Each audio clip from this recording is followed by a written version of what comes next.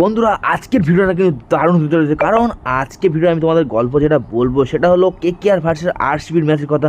আর এর পরের ম্যাচই কিন্তু কেকেআরের সাথে আরসিবির ম্যাচ, যেটা হতে চলেছে ব্যাঙ্গালোরের মাঠে, চিঙ্গারামজি স্টেডিয়ামের মাঠে। আর সেই মাঠটা কিন্তু অবশ্যই কিন্তু ব্যাঙ্গালোর ফেভারে থাকবে, কারণ যেহেতু ব্যাঙ্গালোরের মাঠে খেলা হচ্ছে। বাট এরকম রেকর্ডও আছে যে ব্যাঙ্গালোর স্টেডিয়ামে কেকেআর কি হারাতে পারেনি, ব্যাঙ্গালোরকে হ্যাঁ হারিয়েছে। বাট এবারে কিন্তু ব্যাঙ্গালোর টিমও স্ট্রং আছে, আমাদের কেকেআরের টিম আরও স্ট্রং আছে।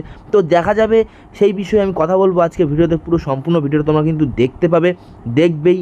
আর এখনও পর্যন্ত যারা সাবস্ক্রাইব করেন, সাবস্ক্রাইব করে লাইক করে একটু জাস্ট বেল আইকনটা বাজিয়ে পাশে থাকো। আর আজকে ভিডিওতে অনেক কিছু জানাবো তোমাদের, কোন টিম বেশি স্ট্রং, কে কত ফর্মে আছে, কে কীরকম স্কোর করছে, কাকে কীরকম বল করতে হবে, সব কিছু সমস্ত কিছু ডিটেলস কিন্তু এই ভিডিওতে তোমরা পাবেই। তো অবশ্যই ভিডিওটা প্রথম থেকে লাস্ট পর্যন্ত দেখো। আগামী 29 তারিখে মার্চ আমাদের ব্যাঙ্গালোর চিঙ্গাস্বামী স্টেডিয়ামে ম্যাচ হবে কলকাতা ভার্সেস আরসিবির। আর এটা কিন্তু দারুণ দুটো টিম, কারণ কলকাতা আরসিবি যখনই খেলা হয় ভাই, কলকাতায় যখন খেলা পড়ে না তখন কি বলবো, এত ভিড় হয়, টিকিট পাওয়া যায় না। তো এটা একটা দুর্দান্ত ম্যাচ আমরা দেখবো, কিন্তু আমরা তো আর গিয়ে দেখতে পারবো না, যারা কলকাতায় বাস করি তারা তো গিয়ে দেখতে পারবো না, তো আমরা টিভিতেই দেখবো। বাট ম্যাচটা কিন্তু গুরুত্বপূর্ণ ম্যাচ আছে। বন্ধুরা আমরা একটু হেড টু হেড যেখানে ডিটেলসটা একটু আমরা দেখে নেব যে কেকেআর ভার্সেস আরসিবির কটা ম্যাচ খেলা আছে। তো আমরা এখানে কেকেআর ভার্সেস আরসিবির মাত্র 32টা ম্যাচ খেলা হয়েছে আইপিএলে। আর 32টা ম্যাচে এখানে 14টা ম্যাচ জিতেছে আরসিবি, আর 18টা ম্যাচ জিতেছে এখানে কিন্তু কেকেআর। তো আমরা কিন্তু কেকেআর কিন্তু অনেক বেশি জিতে আছে। এটাও একটা বলি, লাস্ট যে দুটো ম্যাচ খেলা হয়েছিল নেক্সট সিজনে, তো সেই দুটো ম্যাচই কিন্তু আমাদের কেকেআর জিতে গিয়েছিলো। একটা কলকাতার মাঠে খেলা হয়েছিল, একটা ব্যাঙ্গালোরের মাঠে খেলা হয়েছিল। তো দুটো ম্যাচই কিন্তু উইন হয়েছিলাম আমরা, কলকাতা উইন হয়েছিল। তো এবারে কি হয় সেটাও কিন্তু আমরা দেখতে পাবো। দেখে নেবো আমরা আরসিবির কে ফর্মে আছে। তো বন্ধুরা আরসিবির দুটো ম্যাচ খেলা হচ্ছে, একটা সিএসকের সাথে যেখানে বিরাট কোহলির ভূমিকা হালকা একটু পাওয়া গেলেও মানে কি বলবো, একটু ফর্ম খারাপ ছিল দেখা যাচ্ছিলো। বাট আগের দিনে যে ম্যাচটা খেলা হয়েছে পাঞ্জাবের সাথে, সেখানে কিন্তু বিরাট কোহলির রেকর্ড কিন্তু মানে বেস্ট হয়ে গিয়েছে। মাত্র 77 রানের একটা ইনিংস খেলে কিন্তু বিরাট কোহলি নিজের টিমকে জিতেছে, কারণ কেউ ছিল না সেরকম সময় বিরাট কোহলি জিতিয়েছে। আর সেখানে ভালো খেলেছিল দীনেশ কার্তিকও ভালো খেলেছিল, আর এক্সপেক্ট প্লেয়ারও ভালো খেলেছিল, ঠিক আছে। তো এখানে কিন্তু আরসিবির টিমটা খুব খারাপ টিম নয়, এবারে কিন্তু স্ট্রং টিম আছে। কালকের ম্যাচের গুরুত্বপূর্ণ ভূমিকাও কিন্তু এখানে দীনেশ কার্তিক, বিরাটের সাথে দীনেশ কার্তিক আর মহিমাল লুমরুও কিন্তু এখানে কিন্তু খুব ভালো একটা দায়িত্ব পালন করেছিল, সেই জন্যই ম্যাচটা জিতেছিল। বিরাট কোহলি বাদ দিয়ে আরসিবির কিন্তু মেন যারা ব্যাটসম্যান আছে তারা কিন্তু খুব পারফরমেন্স ভালো নেই, কারণ গ্লেন ম্যাক্সওয়েল একটা বিরাট ব্যাটসম্যান, বাট তার কিন্তু ফর্ম দুটো ম্যাচেই দেখলাম 0।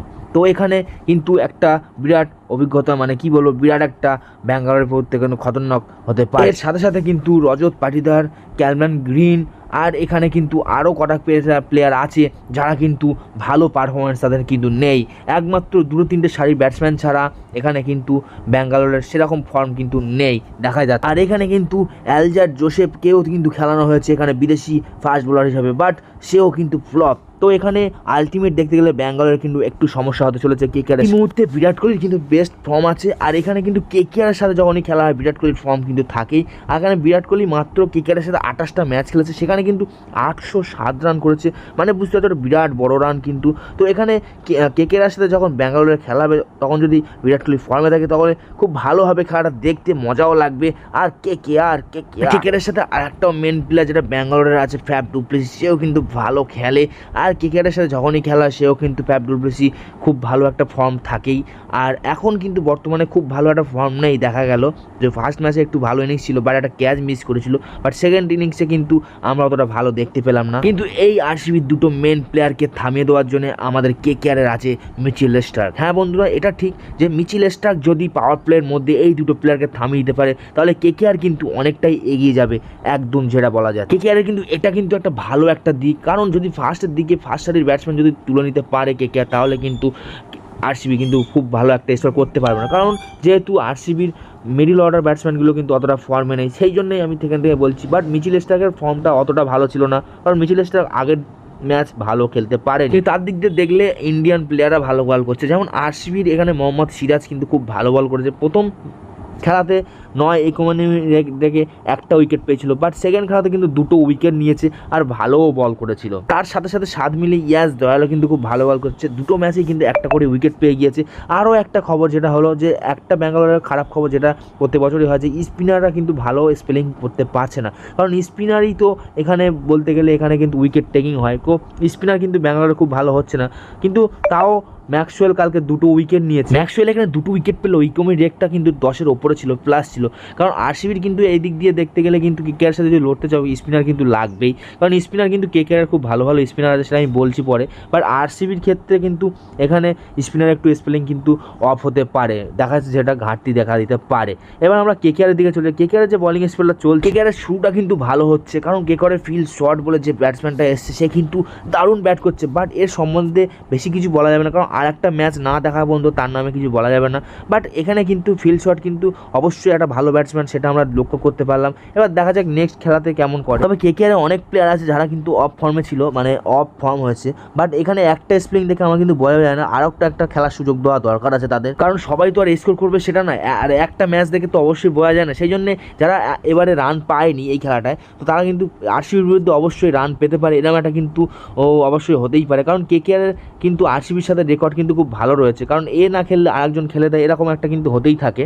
যেমন কেকেআরের রেকর্ডও আছে, আরসিবিকে 49 রানে বান্ডিল করে দিয়েছিল, আর সেখান থেকে দিক দিয়ে দেখতে গেলে অ্যান্ড্রে রাসেল, তারপর এখানে বরুণ চক্রবর্তীর নামটা আমি এখানে বলি, কারণ বরুণ চক্রবর্তী কিন্তু অনেকবার ম্যাক্সওয়েলকে আউট করেছে, আমরা কিন্তু দেখেছি। এখানে বরুণ চক্রবর্তীর স্প্লিংটাও কিন্তু খুব ভালো করা দরকার আছে কেকেআরের।